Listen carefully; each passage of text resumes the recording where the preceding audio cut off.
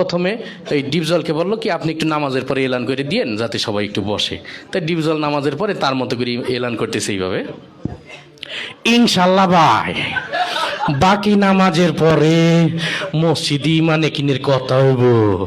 ওই মুসল্লি তোরা গলতে ববি, নাইলে কিন্তু সানডে মানডে ক্লোজ করে দিব, কয়া দিবা লাচ্ছি। তো সবাই তো ভয়ে বসে গেছে, সর্বনাশ যেই লোক এলান করছে না বসলে তো খবরই আছে।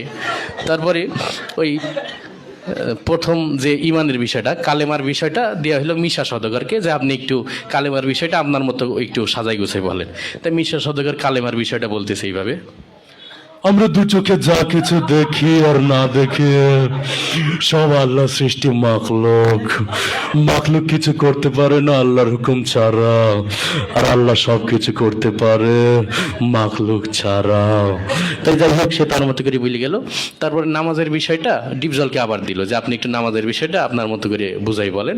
তাই ডিপজল নামাজের বয়ানটা করতেছে এইভাবে, এই আল্লাহ রাসূল যেমতে যেমতে নামাজ পড়ছে আর সাহাবী গো শিখাইছে অমতেই নামাজ পড়তে হইব। বোঝো নাই মাসলাডা দুধু খা, ওই ইমাম সাহেব নামাজ শিখাই দিবি। যাই হোক সে তার মতো করে বললেও। তারপরে জিকিরের বিষয়টা দিয়ে হলো কাবিলাকে, যে আপনি একটু আপনার মতো করে কি জিকিরের বিষয়টা একটু বুঝাই বলেন। তাই কাবিলা জিকিরের বয়ান করতেছে এইভাবে, ওর হালতে মাওলা পাকে জিকির তোমার দিলের ভিতরে টাস টাস দিয়ে বাজতে থাকবে। জিকির হইলে যদি তুমি কবরের ভিতরে হান্দাইতে পারো তাইলে তো বাইসেই গেলা, আর জিকির না হইলে কবরে হান্দাইলে ফেরেশতারা তোমার 14 শিকের ভিতরে হান্দাই দেবে। যাই হোক সে তার মতো করে বলে গেল। তারপরে একরামুল মুসলিমিন, মুসলমান পরস্পর হৃদ্যতা ভালোবাসা